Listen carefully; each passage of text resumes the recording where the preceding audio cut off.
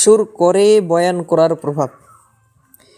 এজন্য আমাদের আমল ঠিক করতে হবে, আর এই আমল ঠিক করার জন্যই এই মাহফিলের আয়োজন।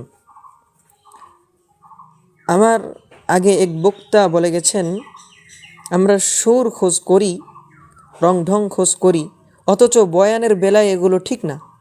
কারণ ওলামা একরাম হলো রুহানি চিকিৎসক। শারীরিক চিকিৎসকের কাছে যখন আমরা যাই, তখন কি ওই ডাক্তারের সুর খোঁজ করি? ডাক্তার সাহেব যে ঔষধ লিখলেন, উনি কি কানে হাত দিয়ে সুর করে ঔষধের কথা রোগীকে বলেন? আর যদি কোনো ডাক্তার সুর দিয়ে ঔষধ দিয়ে দেয়, তার ঔষধ রোগীরা খাবে, কি বলেন? খাবে? না, খাবে না। বরং তাকে পাগল বলে ওই ডাক্তারের ঔষধ ছুঁড়ে ফেলে দিবে। তাহলে দুনিয়ার ডাক্তারের কাছে সুর খোঁজ করেন না, তাহলে রুহানি ডাক্তারের কাছে সুর খোঁজ করেন কেন?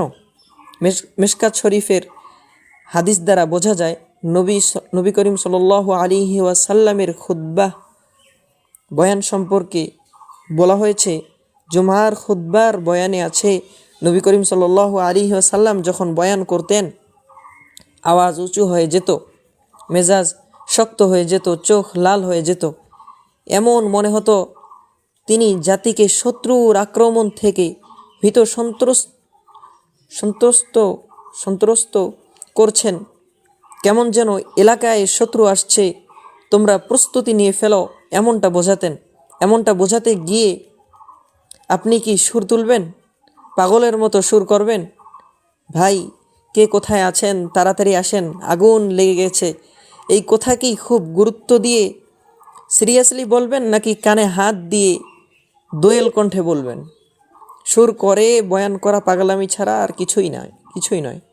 আমরা আলেমরাই এগুলো চালু করছি, মানুষের মেজাজটা নষ্ট করে দিয়েছি। এটা হওয়া উচিত ছিল না।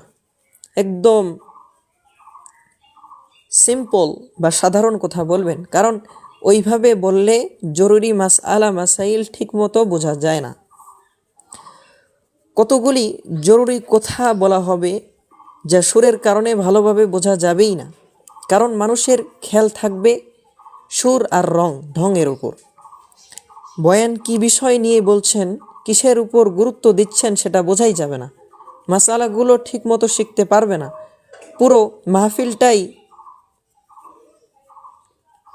পন্ড হয়ে যায়, বেকার হয়ে যায়।